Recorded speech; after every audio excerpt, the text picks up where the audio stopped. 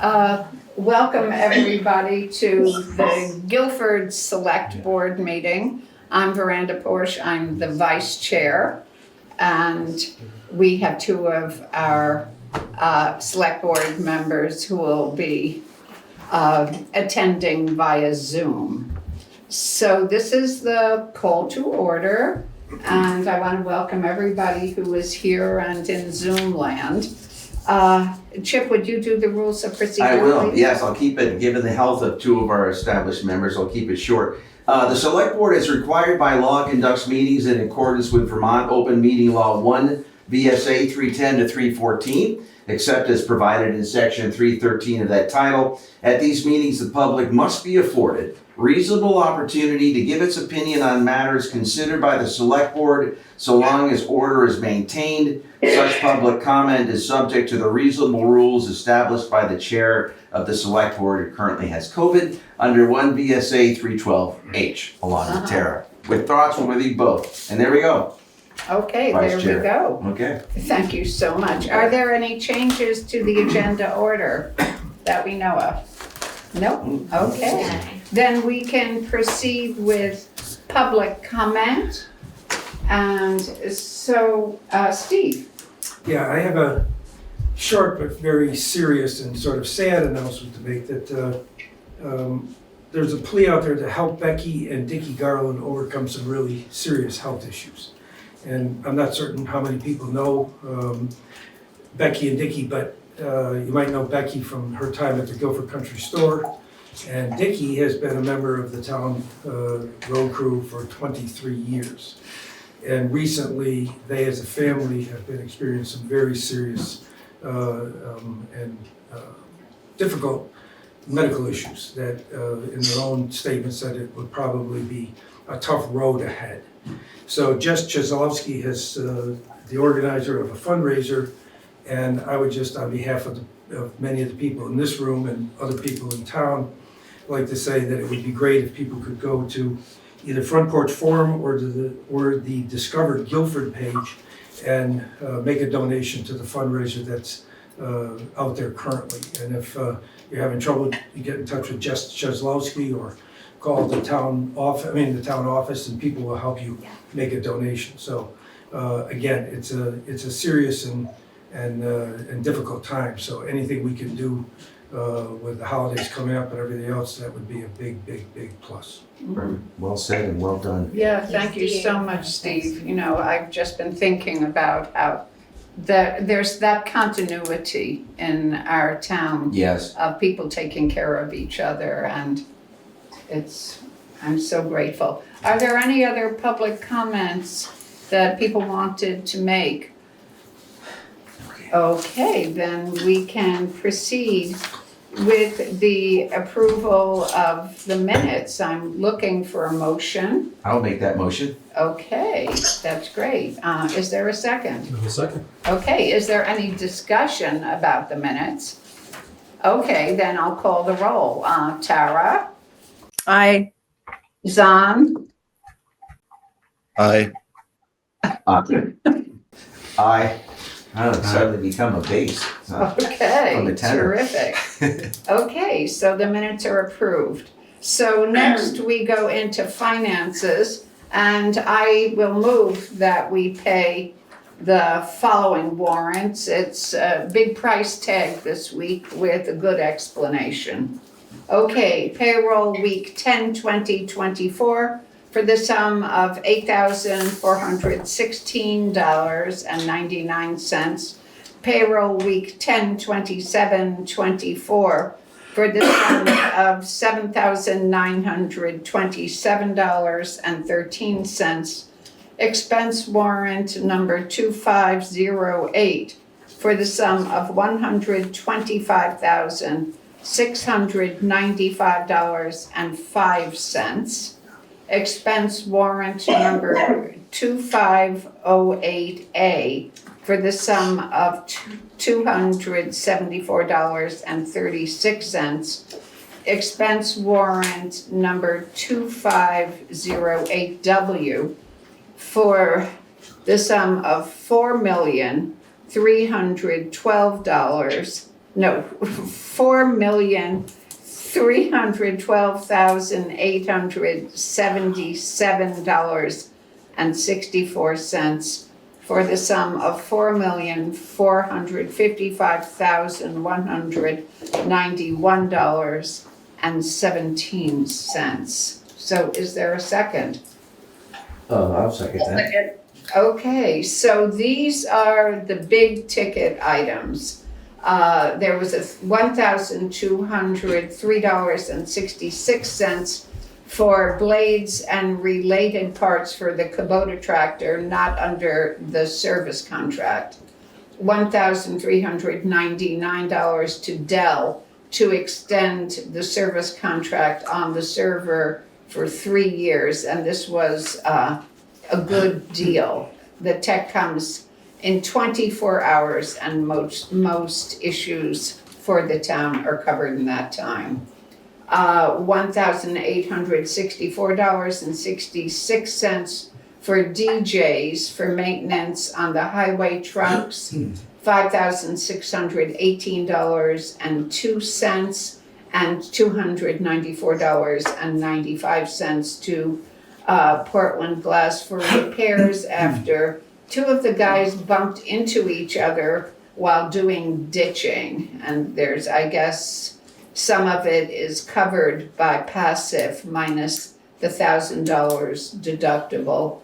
And Erica asked Passive, our insurer, whether this would affect our premium, and they said it would not change our rate, which is very good.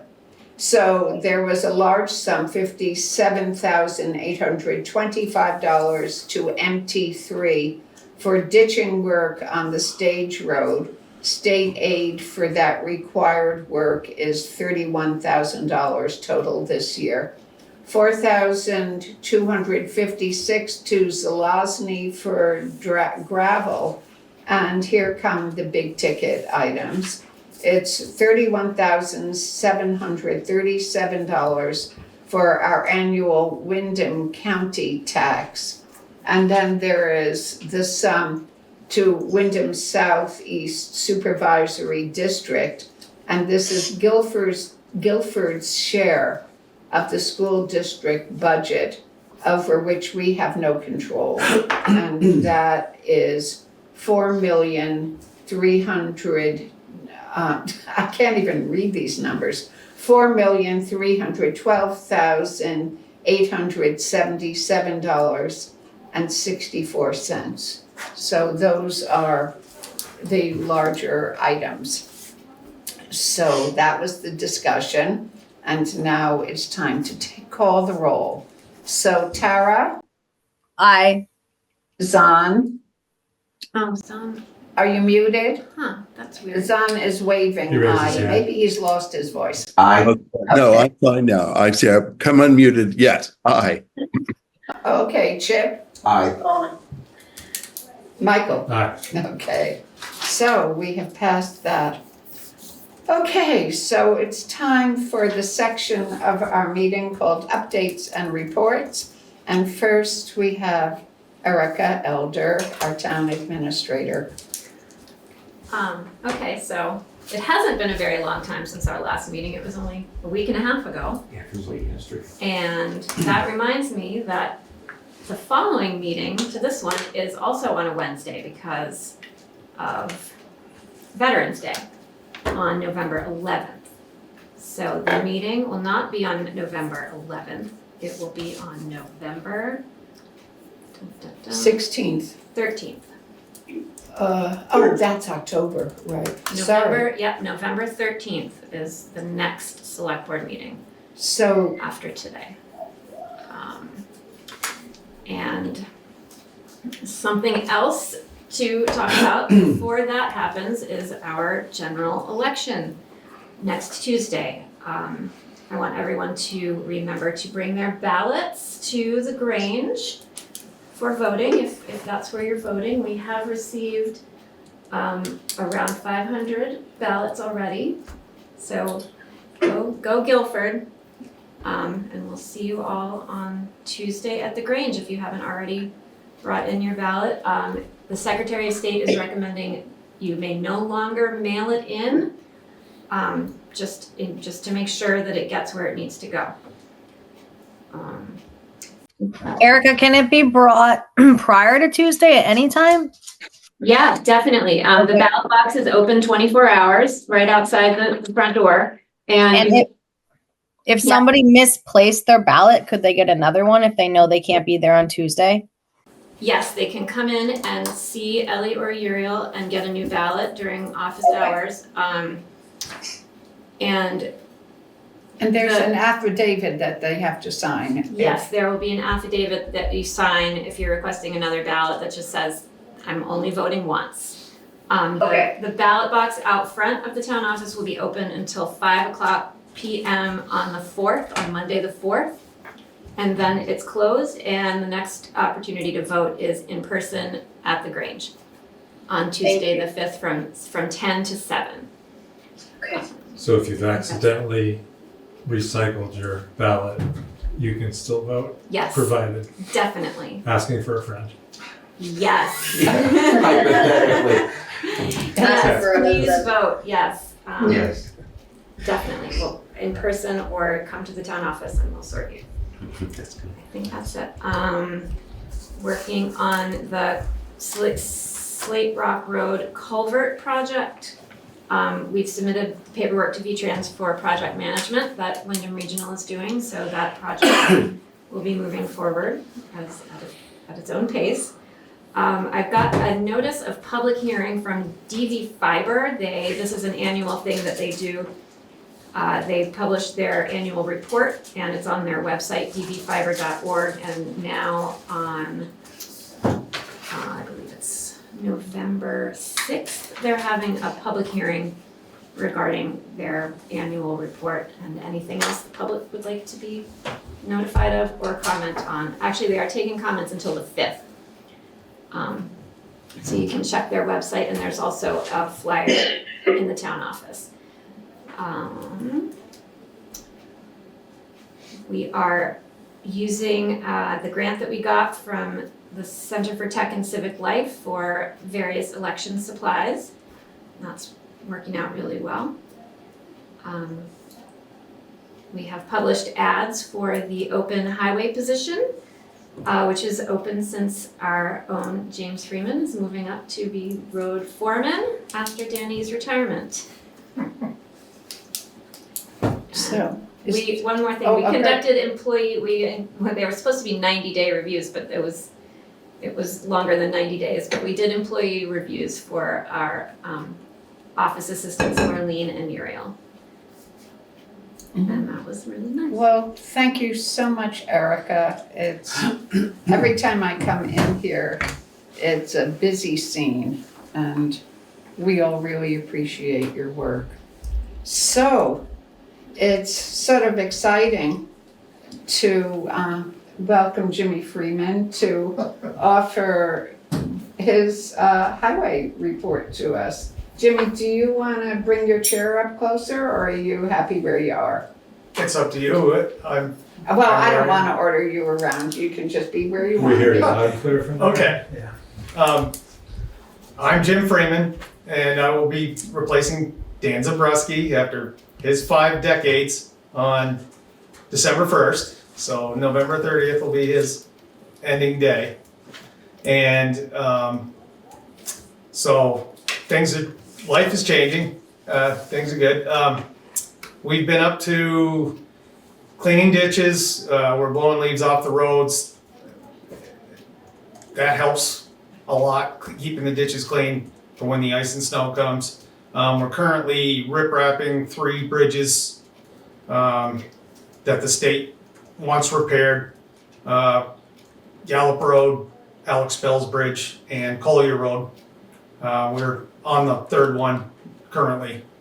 And we kind of got a skeleton crew right now, so Yeah. but we're doing it, and we're on the 3rd one. And then later this week we'll service all the 10-wheelers and then prepare for putting all the snowplow stuff together on the trucks and dig out all the tires and see which ones we need replacing. And that'll be the next couple of weeks, be maintenance and lining things up, ready to roll.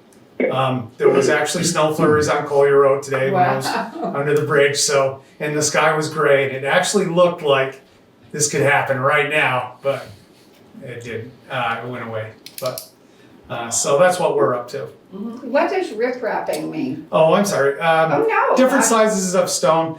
3 of the bridges have scoured on one side. Yeah. You always have a quiet side and a violent side when the water goes up. And it's scoured some of the concrete underneath, actually the bed underneath the concrete. So we're trying to stuff stone in there, which is not easy underneath. And then we're putting bigger riprap, okay.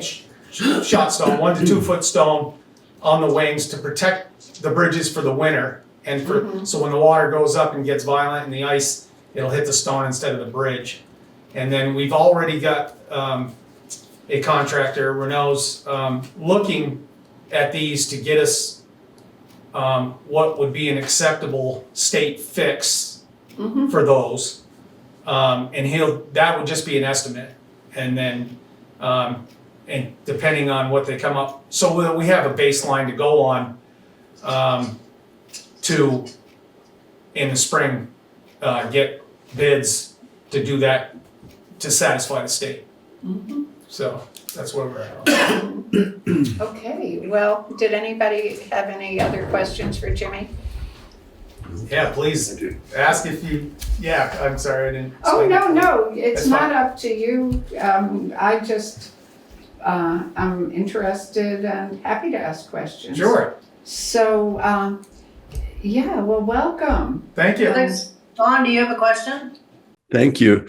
I don't really have a question. Veranda just said what I wanted to say, which is we welcome you completely. It's so great that you're here, and And lucky we look us. forward to 40 years of your life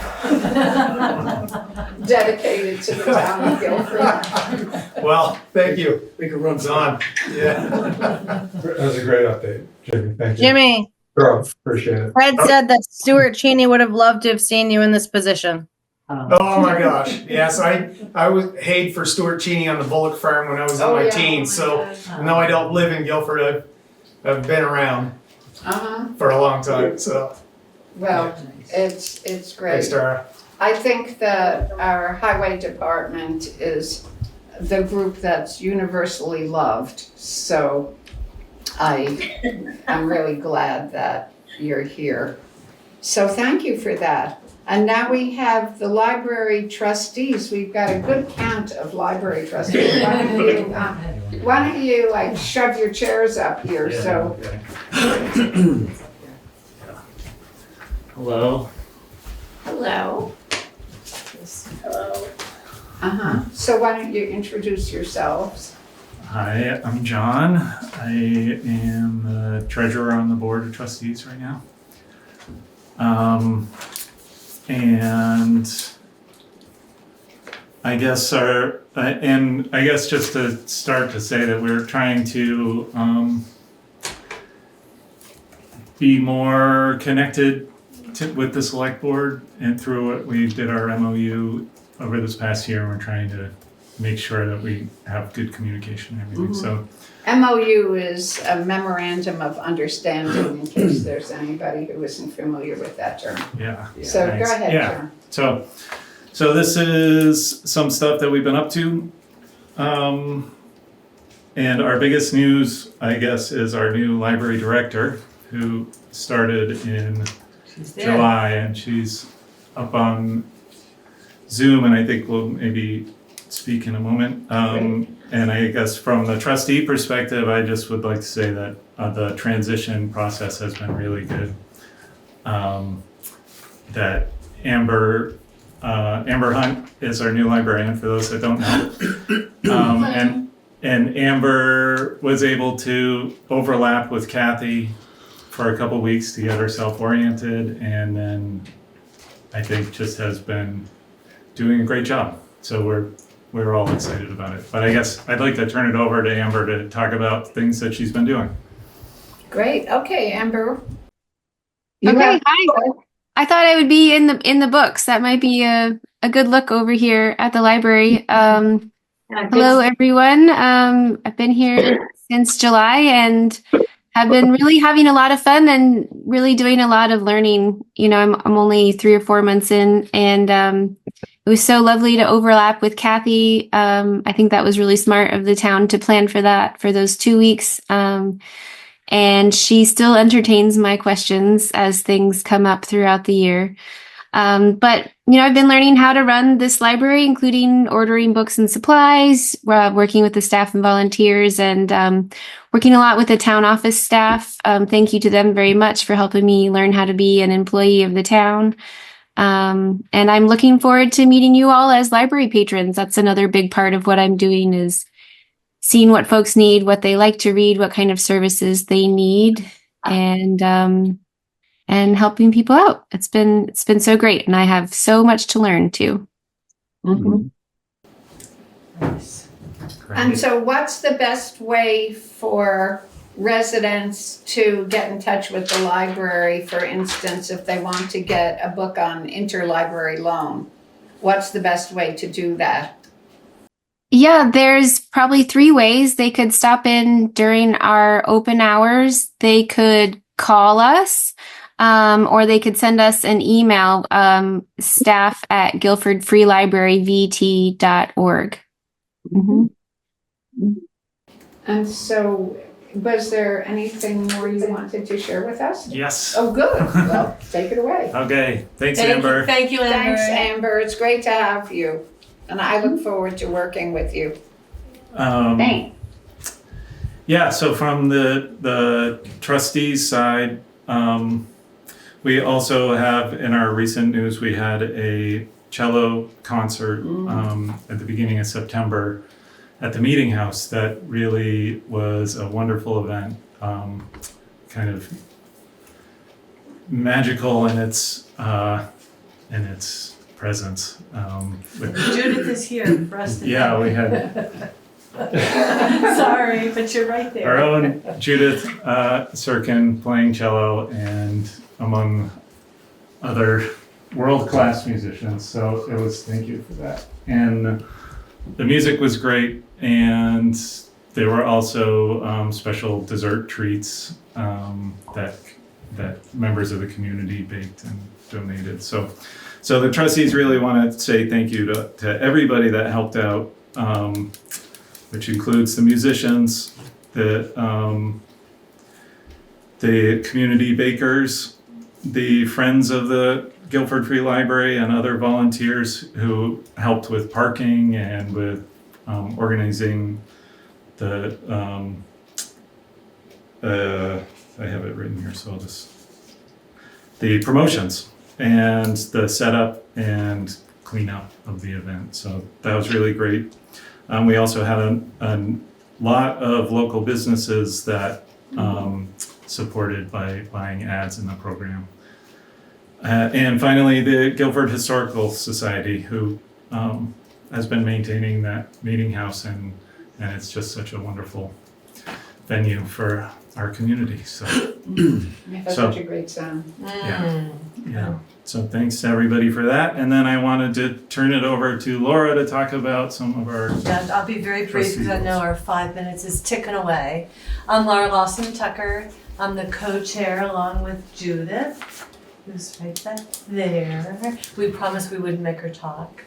And but we thought the select board and town folks might find it interesting that the trustees for many years, we've had a strategic plan. We updated every about 3 years. And just note it very briefly, we set, 2 years ago we set 5 goals. And I thought you'd find this interesting. So much of our work is guided by these goals. Mm-hmm. So the first one is to improve accessibility to space. Yeah. And that's a real big issue for us. We're not ADA compliant, and we are working on that. And we've had visitors from the Vermont Independent Living Center for Independent Living. Thank you. Yeah. And have a lengthy report from them. They were wonderful. Mm-hmm. So that's our first step, is to get some professional advice, and we're working with that. The other goal we have is to increase our physical space. We are so limited. and that's part of our long-range planning. Another is increased programming for young children, youth, and adults, and Kathy was so wonderful with her programming, and now Amber is just running with it and has all kinds of very exciting ideas. And the next goal, which John already mentioned, is just to build more relationships with the town, with the select board, and with town folks who don't know the library and haven't had a chance to come into the library. And we are a resource, and we want people to know us and to access our resources. And the last goal we've achieved, which was a succession plan for Kathy and to hire a new librarian. So isn't that fun that we can say we achieved one of our goals. So I think the last thing you were going to mention, John, maybe the energy efficiency. Oh, yeah. Yes, we've been working with the town, with Erica, on applying for a MERP grant, which is for energy efficiency, but also has a piece for ADA accessibility upgrades. So we're hoping to do a bit of two birds with one stone thing. And we've been also working with the town energy committee on that project, and they had done an energy audit on the library and also helped us get window inserts through their window dressers Yeah. program, which has been really good. Mhm. So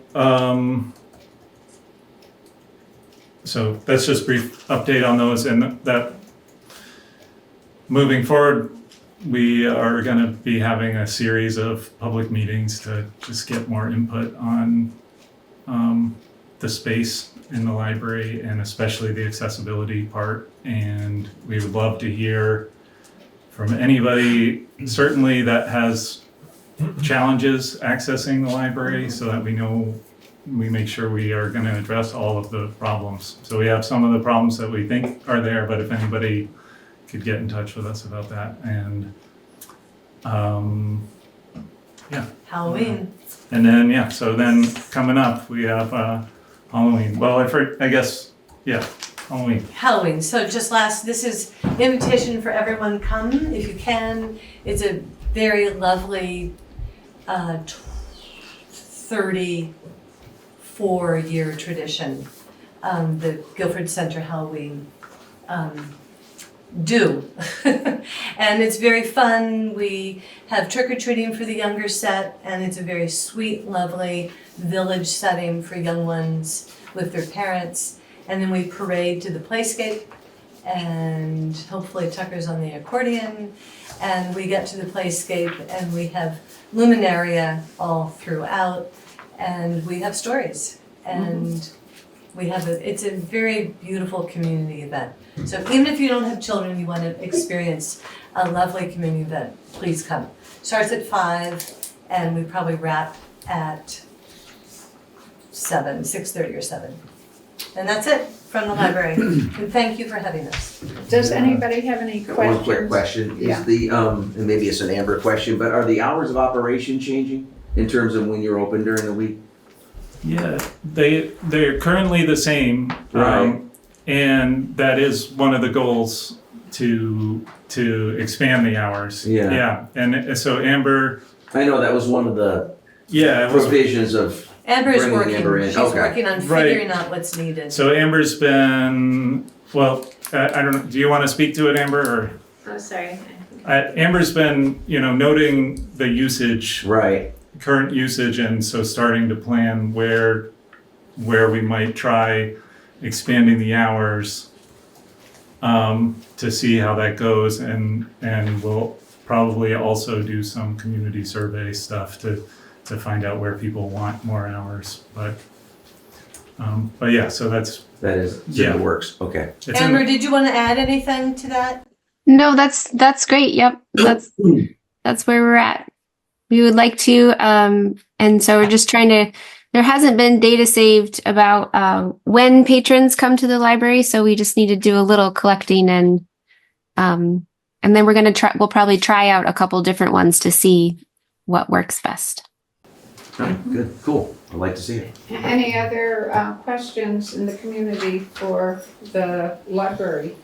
Do you have an approximate timeline for these public meetings? I mean, like before the end of the year or after the?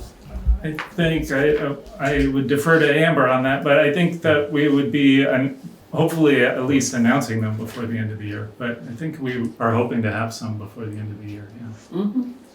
Yeah, the Just Rec curious. Commission has done That's a good really question. well with surveys. And I'm sure that among your people, you know how to do surveys, but they just put together a really good one that had results. And so you might want to talk with Meg and Arthur. And Amber, did you have any thoughts about the public meetings? No, I don't think they're scheduled yet. We're trying to also maybe kill two birds with one stone. There's some additional grant money available through the Vermont Department of Libraries, and we could utilize those public meetings as part of that grant process to get information about accessibility needs as well. So that might not be until into the new year. Great, thanks. Okay, well, thank you so Thank you. much, all of you. Thanks. Oh, Steve has a question. If we're taking sorry. a comment from the community, I would say about the hours. The old sign used to have the Yeah. sort of up and down hours, so you could drive by every time and sort of say, oh, it's Oh, open, that's or right. it's closed. But now they're not there, so. Yeah, they're not there because the sign, as you know, was completely redone and repainted. And we didn't know what the hours were going to be, so the painter, we said, wait on that till we get it figured out. That sign will come back. TBD. Right? Yes, yeah, that will come Okay, back. good. Okay, All right. well, thank you All right. so much for the Yeah, dedication thank that you. you're bringing to the Thanks, library. Judith. Yeah, really. Yeah, Thank you, everyone. yeah, the library is one of Guilford's long-term treasures. Yeah. You know, in the play last weekend, we were remembering Marjorie Evans talking about how she used to take out books from the library and Heidi was her favorite. So it's just nice to have that continuity. Okay, so now we have a representative from BDCC and SeVEDS. Welcome. Hi, seat. Thank you so much for having us. It's like our annual visit and Want to update. introduce yourself? Yes, so my name is Meg Staloff. I'm an employee of BDCC. I manage a program called the Southern Vermont Economy Project.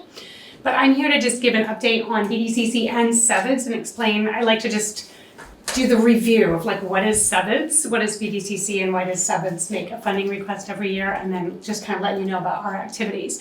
So SeVEDS is a nonprofit organization that builds sort of regional economic development strategies for the Windham region. So the Windham region is called the Windham region because we get a couple of Bennington County towns, and we always say our friends in the town of Weston, which is in Windsor County. So we say the Windham region, not Windham County, because it's not exactly the county lines.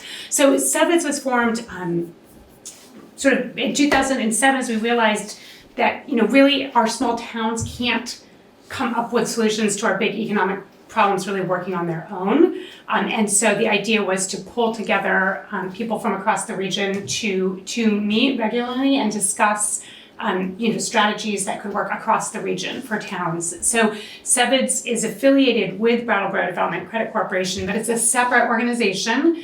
It has its own board, it has its own budget, it doesn't have any staff. So it's really just an organization that's driven by a board, and they have their own budget. So we, every year, make funding requests in every town in Windham County at $3 per person to help support the work that SeVEDS does. And then in turn, SeVEDS will contract with Brattleboro Development Credit Corporation to run programs because BDCC does have staff.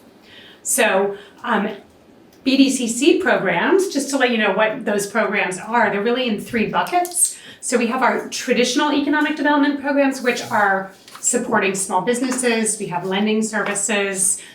We are a commercial landlord. We buy properties that no one else would buy. If anyone would like to discuss renting the former Vermont Bread Building, we've just recently purchased that. And BDCC was actually founded 70 years ago. They issued bonds to buy the Book Press building, which we still own. Also that we bought the cotton mill, and that's where we have our offices, and then rent lots of space there to small businesses. So we're commercial landlords. We support businesses having affordable space to expand their businesses. We do lending, we do technical assistance. We work with small businesses just to help people learn to do business better. Right now we're starting really a business support network across the region. So we've spoken with people in Guilford, actually Guilford and Vernon, businesses sort of coming together.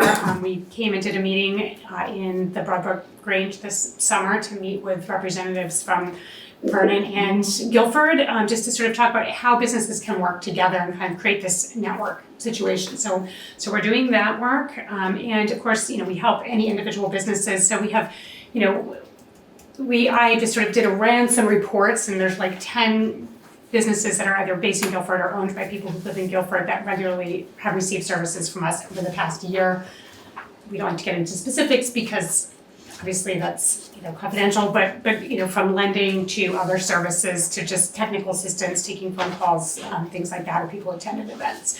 So that's our business programs. We also do workforce development programs where we've done working with refugee resettlement agencies. We help to bring a refugee resettlement agency to our region.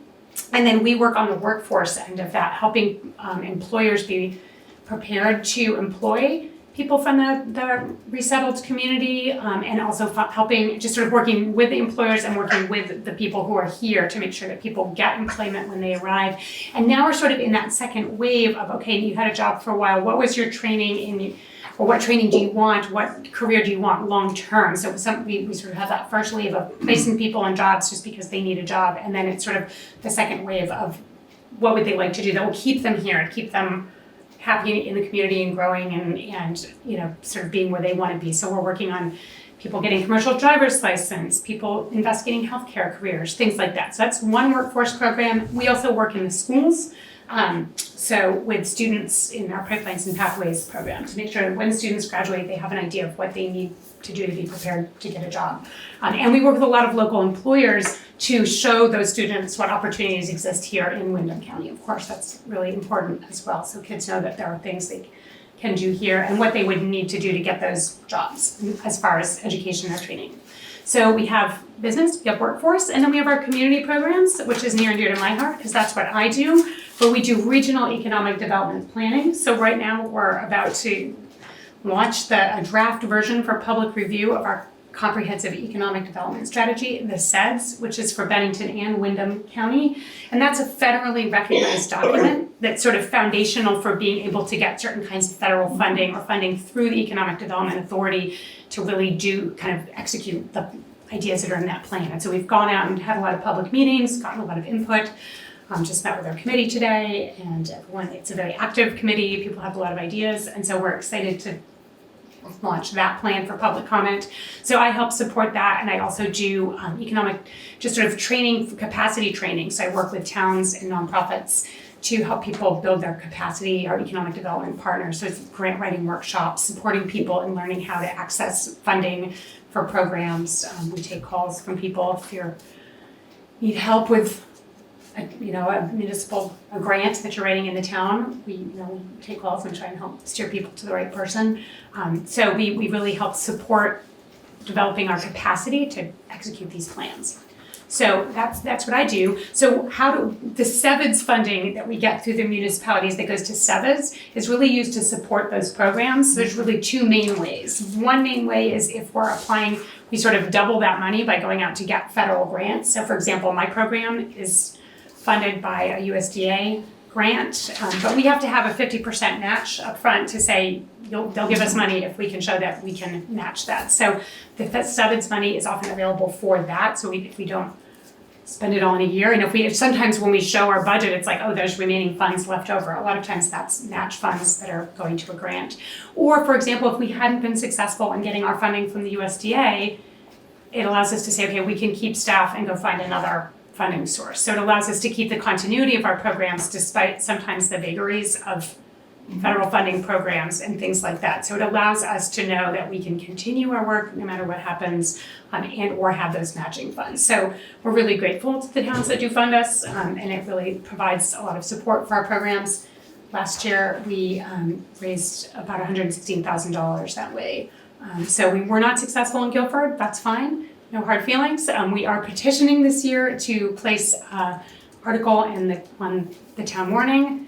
So we're collecting signatures now, and we should have enough by the deadline, which I believe is January or something. It is in January. We'll communicate, our plan is to have it done by December, because that's our plan. But our town meeting is on March 1st this year. That's on Saturday. Okay, so if I put March 4th in my petition, will that be okay? Have you put them out yet? Yes, we have. We got signatures. I'm sure Yeah, we'll work it out. We'll work it out, okay, we can correct it. Okay, we'll correct that going forward. But anyway, It's okay, yeah. we will, and we'll have someone come to town meeting to be able to speak to that, or just to have a table ahead of time and answer questions at town meeting. So that's. There's also a pre-town meeting We could come to that that as well. interested people come to familiarize themselves with the issues. The issues. Perfect. We'll make sure that we have a representative available there and at town meeting, and we'll just take it from there and just explain what we do. I'm sorry, I brought you presents. We have an annual report. Thank you. This is also available online, but you're more Thank than you. welcome to have one. If does anyone in the audience want one? Would you like one for the office? I can leave a couple. I can leave some behind. Yeah, if anyone would like some, I'll leave some behind. We also have them available online. No, I think that would be helpful to leave them. Yeah, and we have more. We just got them. They're fresh, so there's a fresh box. Thank you. Yes, they just came in last week. We're very excited. And we do this report in-house. That's why we're kind of, we're proud of showing off our work. It's something that we all do and we all write together. So this is our words about what we do. So any questions? I think I've used a lot of time, so quick questions. Nope. I just wanted to remind people that Guilford's John Christensen, who was also our town agent, was one of the founders of the Brattleboro Development Credit Corporation. Oh, that's fun. We 70 years have, ago. a foundational lineage with that organization. And, the questions that I would have, we don't really have time to talk about, like across-town collaborations would be something that would be really interesting for, I think, some of us in different towns to be able to talk about, to increase our capacity to function together. No, that's great. That's speaking directly to my wheelhouse. I will Okay. note that and we'll keep that Yeah, we'll keep in our it in mind. programming. Yeah, absolutely. Thank you. Thank you guys. Appreciate it. Thank you so much. Okay, so now we're moving on to the part of our meeting that's old business. And so first up is the consideration of 2 prior expenditures for policy alignment. You'll remember the Guilford Reserve Fund balance policy. And we discussed that in the last meeting. And we had, I think, rescinded the support for the 2 items that, Erica, do you want to say something here? Sure, yeah, so that was, those expenses were voided based Right. on the fact that they weren't in compliance with our reserve fund policy at that moment. That same meeting that they were approved, later in the meeting, the reserve fund policy was updated to change the fact that it said there should be a public hearing, which is not something that was ever complied with, but they weren't in compliance with that policy at that moment because it said that. And so now the policy does not say it needs a public hearing to do reserve expenditures. It just needs a publicly warned select board meeting and a vote of the select board.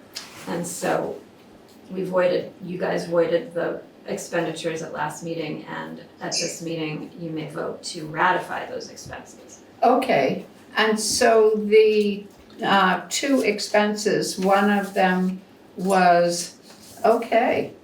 So here we go.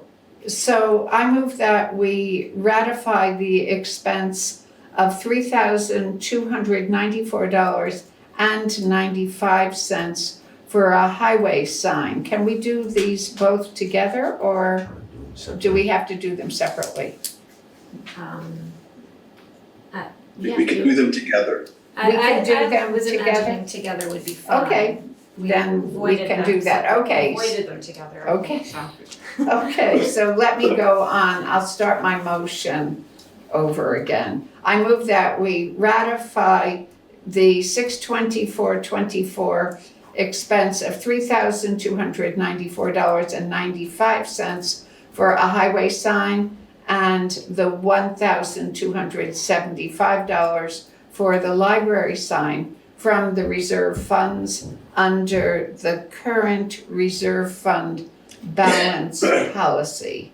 So is there a I second will for second that? that motion. Okay, is there discussion from the select board? Okay, No, not really. Just, how is the process supposed to work? So they, I'm not gonna quibble with either one of them, but just in terms of, you know, it was it was technically wrong. It wasn't even in compliance with the Vermont statute, and that's what mandated actually the entire change. But going forward, so now that the reserve policy is in line with what it should be, what are the practices from those involved with it to get the expenses approved or at least in front of the select board? It's a request to the select board. Okay. In this case, by me and by Danny. Because we were at the end of the fiscal year and we both saw these exact same spots in our budgets being already overextended. And so we requested of the select board that they be, that they just come out of the reserve funds so that the budget wouldn't go over. okay, so we're ready to vote. Zan, what is your pleasure? Aye. Tara? Aye. Chip? Aye. Michael? Aye. And Veranda says aye. So we have approved the two prior expenditures. So new business, we have let's see. Yes, so we have the bridge inspection report on the 3 bridges. And so, do people know what we're talking about? So I can talk about these a little bit. We got these in early September. Every 2 years, the state sends out somebody to inspect every single bridge. And so these were the 3 that they identified as needing some help this year. And it's mostly a word that Jimmy used earlier, scouring, right? Yes. What is scouring, Jimmy? When the water gets turbulent, it actually undermines and eats at the base of Right, so there's a really what's good holding the picture bridge up. of that You know, here. the concrete. Yep, Yeah, erosion. But it's erosion. It's really the water spins violently and it pulls the gravel out from underneath that concrete. Thus, you have a potential for the whole thing to move, and it's not a good thing. But they're big and heavy, so it takes a lot. But this is the first signs, so we want to stop it now. These bridges are literally becoming $500,000 to $1 million objects all over the state of Vermont, and they're small. There's hundreds of them, thousands of them. So by taking action now, they're actually doing you a favor to say, hey, we saw this, because we all drive over them every day. You know, we don't crawl down in the brook, but they do. And so we're addressing it. We jumped right on that, and like I said, so we're protecting it for the winter, and then looking at trying to get some kind of an estimate Yes, so that in the spring we can have it done to what the state feels is correct. And, you know, they have the engineering and all that, which is free to us, part of being, part of being the state. So, yes.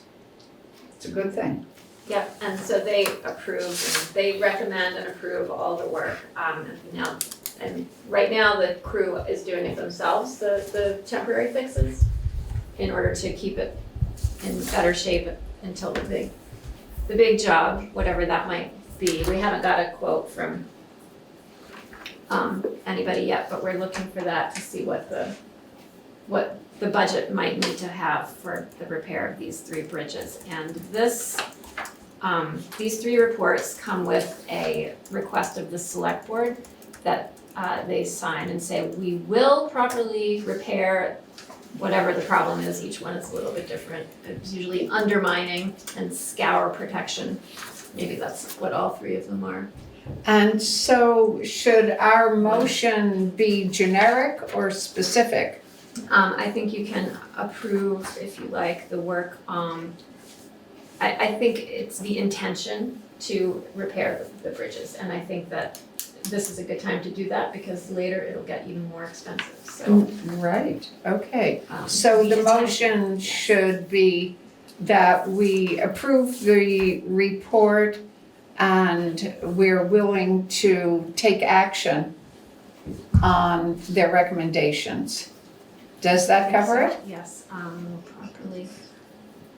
Well, if I have Select Board wording, of Guilford will do the work, intends to do the work to repair the bridges. They Okay. recommended, yeah.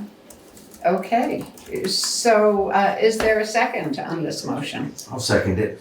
Okay, is there any discussion on the select board? John?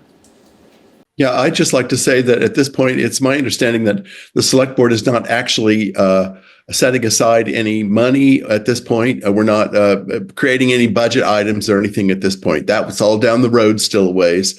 And while we intend to do the work as recommended by them, we still have control over whether or not we will do the work based on the numbers that come toward us because the projects might, for some reason, change.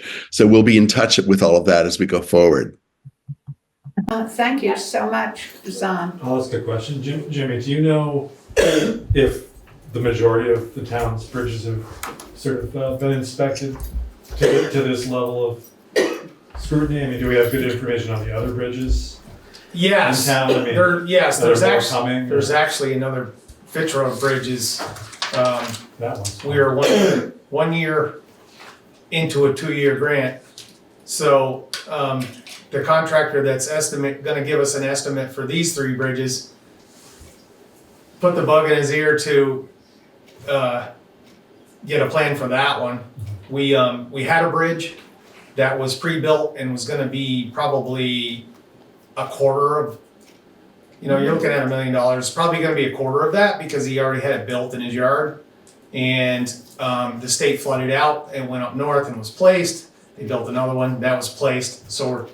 But I tried to put the bug in his ear that we have 12 months now. We had 24 to get this project done for our grant, and so they're going to work on that as well. But these 3 and the Fitch Road, that's a bigger one. But it looks like the state on these reports, from what I read, they want to in the spring or summer form them up and pump grout into them and blah blah blah. But depending what they come back with, of course that would go out to bid.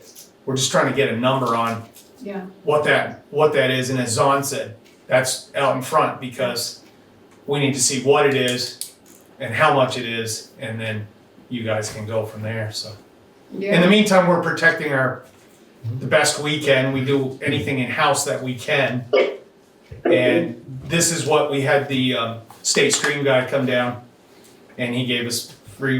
This is what I would do to shore it up because we're pretty much closed for the construction season. Right. So we're going to shore it up until next year. So. Yeah, well, this is certainly the kind of diligence that's going to be even more important than it used to be, considering what we're learning about flooding in Vermont. You know, we've been, you know, knock on Formica, you know, very lucky here so far since Irene. But we can't count on that. So I really appreciate that kind of diligence and staying on it. So are we ready to vote? Okay, Tara, Aye. Zahn, I Chip, That would be an aye. Michael? Aye. Okay, and I say aye. So we have approved that, and thank you so much for your good explanations, Jimmy. It's very helpful. Sure.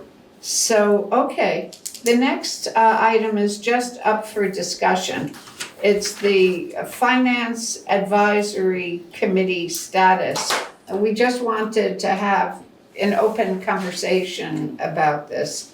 As some of you may remember, we established a finance advisory committee in, I think it was 2020, because at that point it seemed like the select board and staff could really use community-based help in keeping our columns, so shall we say, in order. And so now time has passed, it's 2024, and we just wanted to bring up the conversation about where we should go from here on this committee. Does anybody have anything they'd like to say about it on the select board? yeah, I do. Okay, Zahn? Go Yes, ahead. thank you, Veranda. I think it's for us to even consider this, I think is a very strong moment for us to be able to talk about our financial well-being and our ability, our capacities to deal with financial issues. That meeting that Veranda talked about, the town meeting, when there were a number of errors that were presented to the community, discovered at the town meeting, and it took some time. That was my very first town meeting, and I just kind of watched it all go by in a kind of, whoa, what's this? What's going on?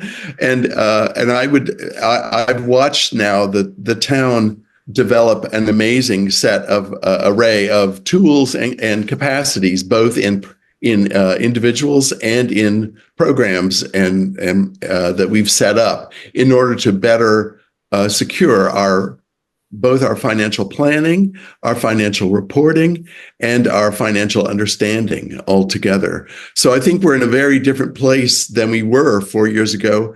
And I feel personally that the need for the Finance Advisory Committee isn't the same at all. And I don't think that we actually need that committee to function in the way that it was first brought to life. We have really made covered some distance in the last few years. And so I think it's a testament to our growing capacity and understanding. So I want to thank the staff, thank the Finance Advisory Committee for certain for their engagement. They're a big part of the budget process. Mm-hmm. So I think that they have been in the past, but it's getting to feel a little bit like now that the important thing to do is for the staff to, or the select board to look to the Finance Advisory Committee whenever there are financial issues. And I'm not sure we need to do that because I think we have the expertise and the acumen among the people that are most dealing with these issues on a daily basis. Thanks, Zahn. Did anybody else have anything they wanted to add? I think that the professional audit, basically the one that we just had, stating that, you know, we did really, really well compared to years in the past. That is also a testament to where we are with our ability to oversee finances. Mm-hmm. Yeah, I really hear you, Tara. You know, one of the things that I was thinking about is that this is a discussion, not a vote. Our budget meetings, fascinating as they are open, well, they're open in two ways. They're open to any resident who wants to come and have input while we're doing the actual line-by-line budgeting process. And those who can't come to that meeting, the meetings are recorded. So if somebody has that level of commitment where they want to see what we did last time and make sure to be able to add their input before next time, that's also quite accessible. So I think that, did anybody have anything else that they wanted to add about that? Is there a timetable on this at all, or? Well, there's no need. Oh, Go it's ahead. on. Go ahead. I have a thought there. Because we need to start the budget process, and that's because the select board is bound by statute to report or finalize a budget sometime in January. I don't know exactly the dates, but there is that timeline. So that timeline is apparent and in front of us. There are 4 budget meetings normally to work through the budget, so that takes time, just to give breathing space a little bit between meetings and so forth. So, you hear me being a proponent for releasing the good services of these community members away from this Finance Advisory Committee. I might recommend that this year, during our budget process, that the committee, the Finance Advisory Committee, stay intact, if they're willing, through the budget process, and then know that right after that, the committee could be disbanded as a way to make sure that, partly because it's just we're also doing this process that we're thinking about possibly keeping them on board or not at this late stage. So I think that could be a compromise, a nice. Okay, Chip, did you want to add to that? No, that's what I was thinking, is why I asked the question. So I would prefer it that way myself. And, I've had conversations with FAC members, and it was designed to be, a short term that actually is probably extended longer than most anticipated.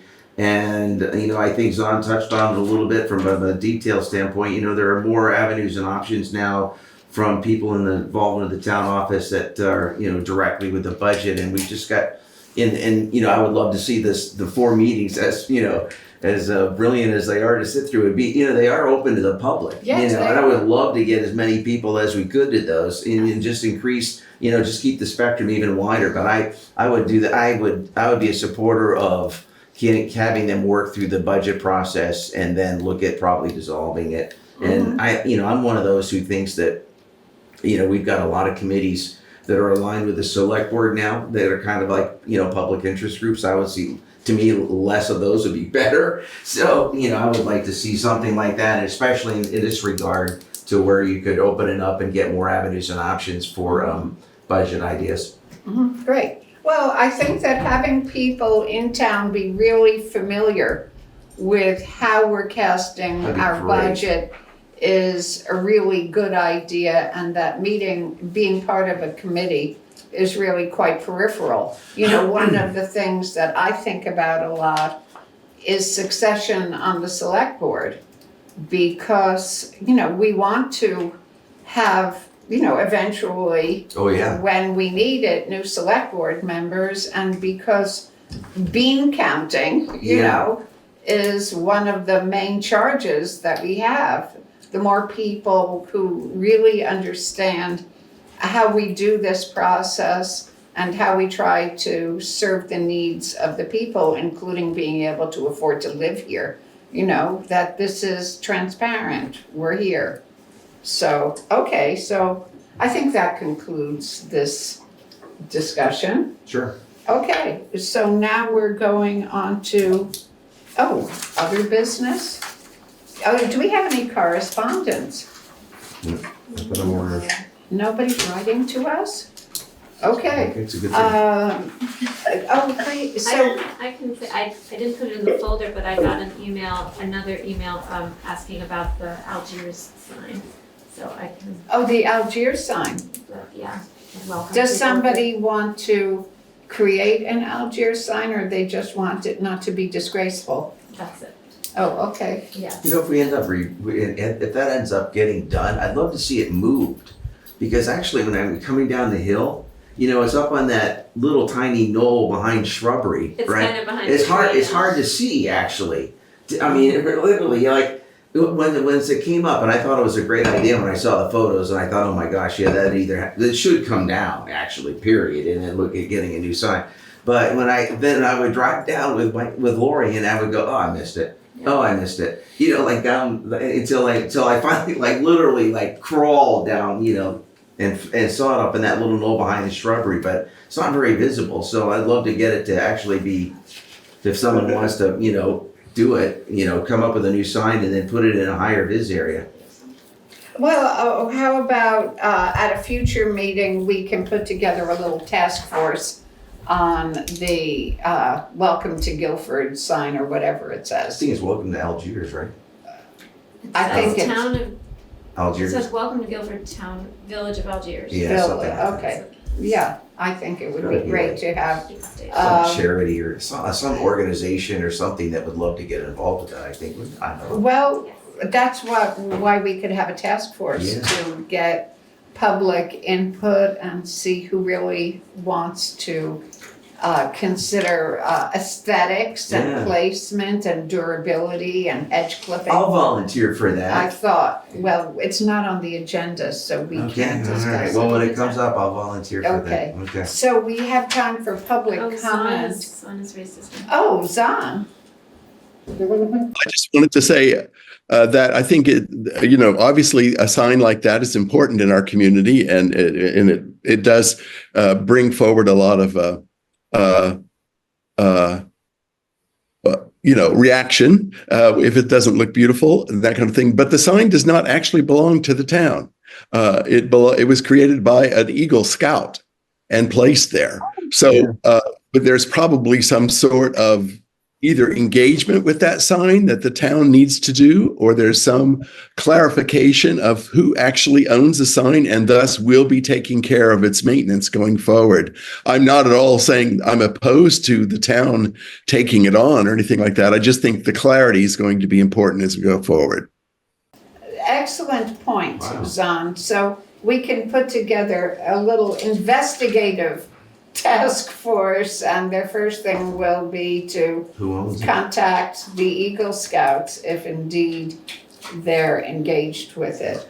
But we do have people who have strong feelings about signage and also skills in that area, so that will be part of the mix, I'm sure.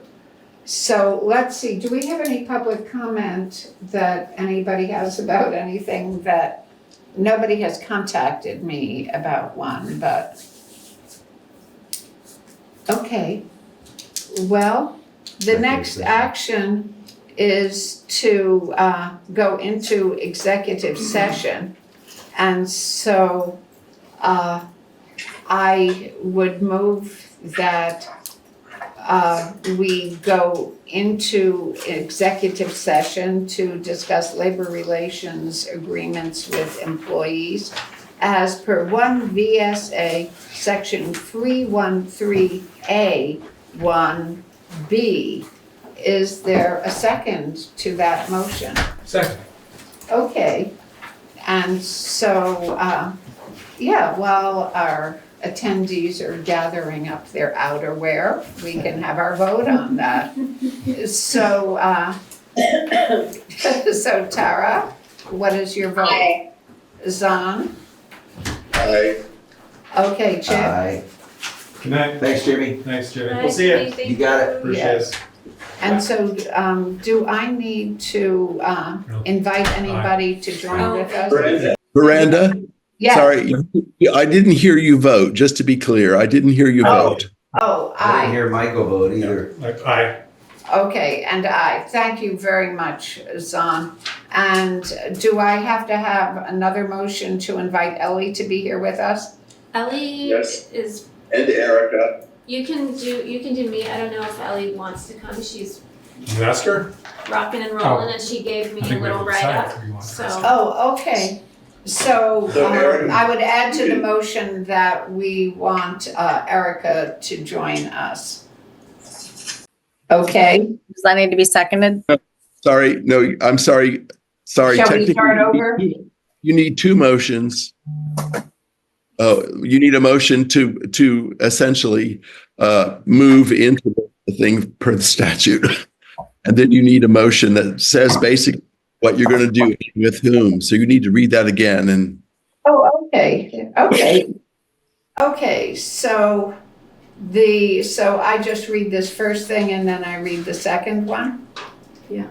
Okay, so let's just try that again.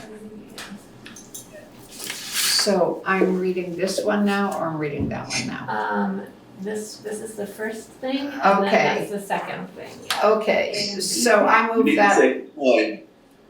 move that we go into executive session to discuss labor relation agreements with employees per 1 VSA section 313A1B. This action is because premature knowledge of discussions could potentially put the town or person involved at a significant disadvantage. So what is your pleasure? Zahn? sorry. You have to include either Erica or Ellie in the motion. I thought that was the next motion. First, there's the premature knowledge piece, and then there's. I see. Yes, I thought, okay, so you're doing that now first. Okay. I'm Yeah, doing we're backtracking. the first motion, then I'll do the second motion. Good. Okay, so can we vote on this one? So Zahn? I think we need a second. Oh, Okay. I'll second. There's a, Tara, are you going to second it? Yes. Yep. Okay, thank you for straightening this out for me. Okay, so Tara, how do you vote? Aye. Zahn? Aye. Alright, Aye. Okay, so I further move that we enter executive session at 7:45 to discuss labor relations and agreements with employees per VSA section 313A1B, inviting Erica Elder to participate. And a second. Okay, is there a second? I'll second that. Okay, so Tara, Aye. Zahn, aye. Chip, okay, Aye. Michael, and I say aye. So I move that we exit executive session at 8 p.m. Is there a second? I'll second that. Okay, and so let's call the roll. Tara, Aye. Zahn, Aye. Chip, Aye. Michael, Aye. and I say aye. And further, following executive session, I want to move to grant an employee's request for adjustment of hours for comp time instead of overtime. Is there a second to that motion? second. Okay. Is there any discussion? Okay, then I'll take the roll. Tara, Aye. Zahn, Aye. Chip, Aye. Michael, Aye. and Veranda says aye. So we have adopted that request. So I guess the next thing is to go back to the list of actions from the 10/16/24 meeting. We added sand bids, we approved the 9/23/24 minutes, we approved warrants. We approved the reserve fund policy update. We reconsidered open meeting law violation accusation. We voided 2 reserve fund expenditures. We approved ARPA funds as match for a grant. We accepted the scoping study grant.